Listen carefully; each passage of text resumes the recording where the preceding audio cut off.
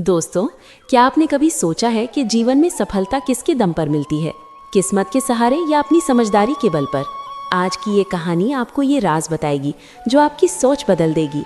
लेकिन शुरू करने से पहले सच्चे मन से कमेंट में जय श्री राम लिखकर अपनी श्रद्धा दिखाएं और अगर कहानी पसंद आए तो लाइक और सब्सक्राइब जरूर करें।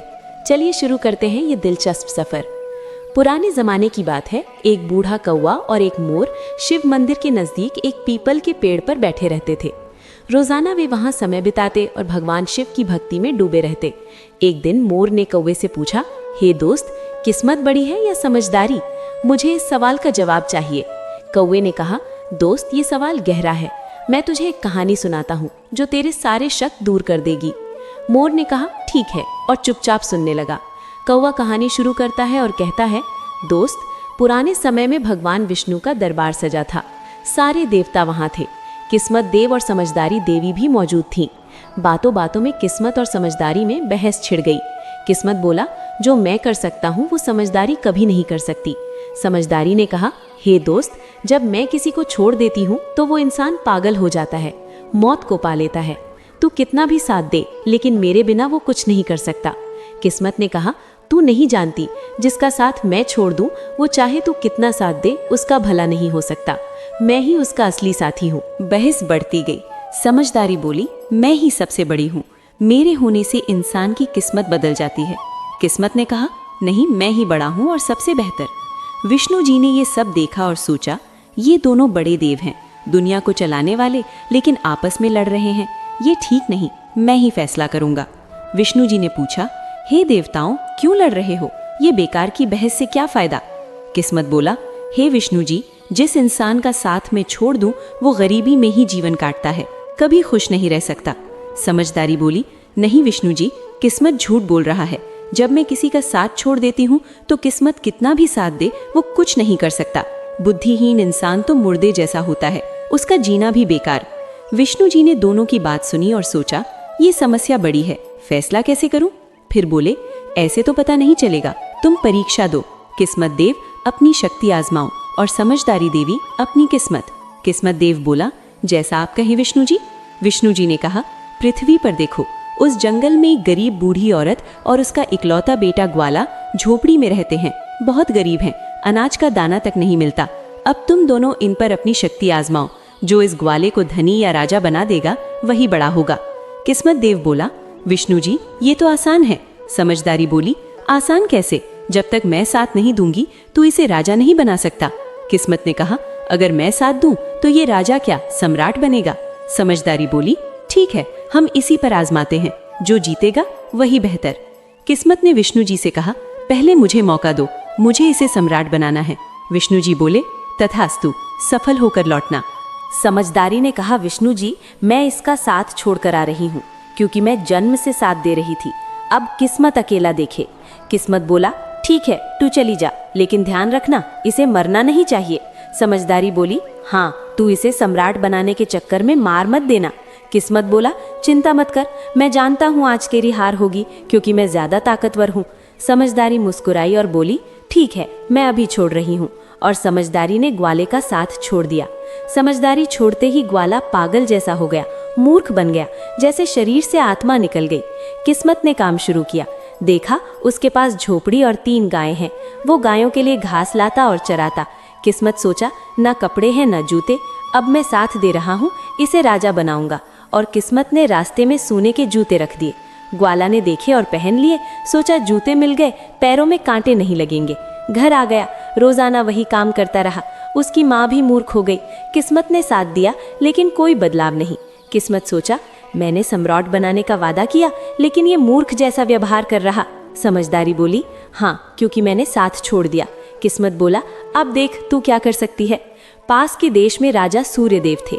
उनका एक सौदागर था जो ऊंटों पर अनाज लादकर व्यापार करता। एक दिन वो जंगल से गुजरा और ग्वाले के पैरों में सोने के जूते देखे। सौदागर ने पूछा, ये जूते कहाँ से? ग्वाला बोला, रास्ते पर मिले। सौदागर ने कहा, बेचोगे? ग्वाला बोला, हाँ, 1 मन अनाज दो। सौदागर ने दिया और जूते ले लिए। समझदारी बोली, देख, तेरे जूते अनाज के बदले बिक गए। किस्मत बोला, चिंता मत कर, मैं इसे सम्राट बनाऊंगा। समझदारी बोली, तू इसे मार देगा? किस्मत ने फिर सोने चांदी हीरे जड़े जूते रख दिए। ग्वाला ने पहन लिए। सौदागर ने सोचा राजा को भेंट करूं और राजा को दिए। राजा सूर्यदेव खुश हुए और 15,000 सोने के सिक्के दिए। सौदागर खुश हो गया और फिर व्यापार के लिए गया।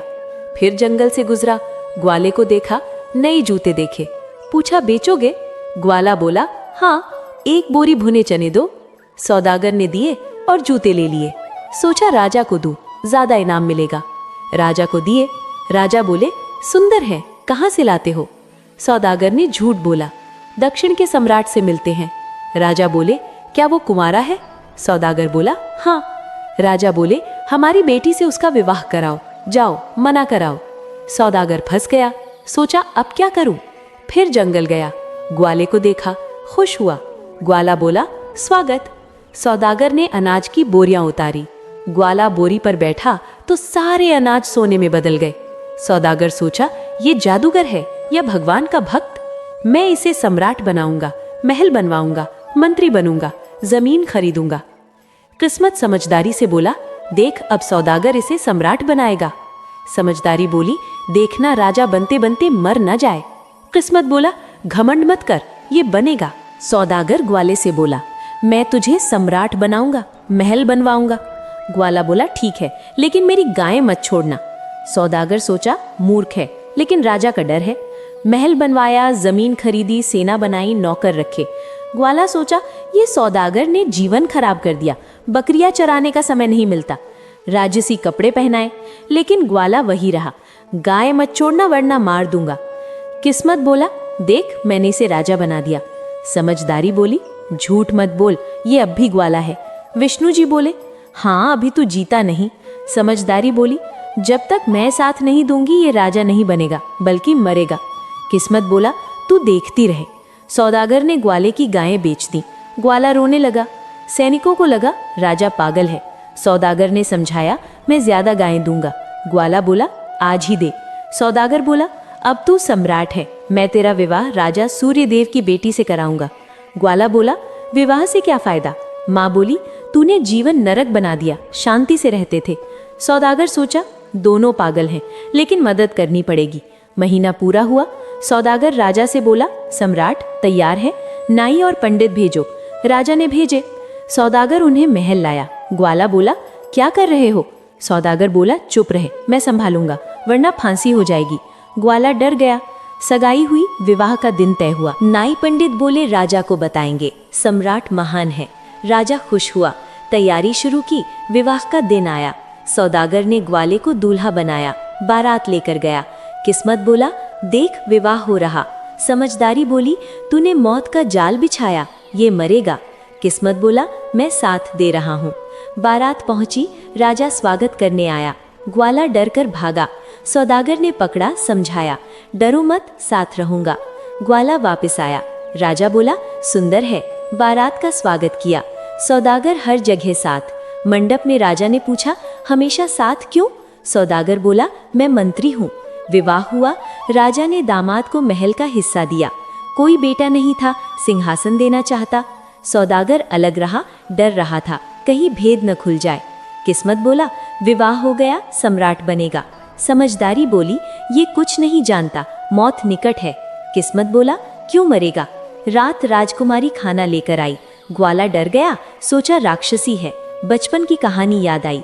चुड़ैल सुंदर रूप में खून पीती है। धक्का देकर भागा, नदी किनारे पहुंचा, पानी में कूदा, फिर बाहर बैठ गया। राजा को पता चला, क्रोध हुआ। सैनिकों ने पकड़ा, कारागार में डाला। सुबह मौत की सजा। किस्मत माथा पीट रहा, सोचा मूर्ख ने सब चौपट कर दिया। समझदारी बोली हार गए ना? किस्मत बोला अगर तू बचा ले तो मैं हार मानूंगा। समझदारी बोली ठीक है, देख मेरा कमाल। समझदारी ग्वाले में घुसी। ग्वाला तरकीब सोचने लगा, सो गया। सुबह राजा के सामने बोला हे ससुर, आप किस अपराध में मौत दे रहे हैं? राजा बोला तूने बेटी का अपमान किया। ग्वाला बोला लेकिन क्यों किया? जानो हमारे कुल में मान्यता है, पहली रात अगर कोई नदी में डूब मरे तो वधू विधवा हो जाती। मैं बचाओ की आवाज सुनकर गया, अगर दोष है तो दंड दो। राजा खुश हुआ, गले लगाया, बोला तू ही अगला राजा बनेगा। सब खुश हो गए। विष्णु जी के दरबार में समझदारी जीत गई। देवता जयकार करने लगे।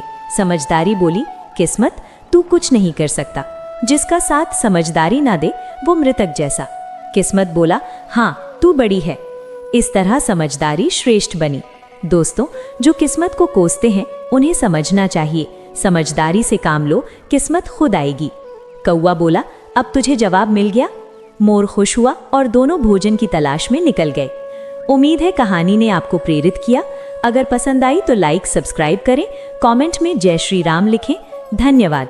मिलते हैं अगली कहानी में। जय श्री कृष्ण।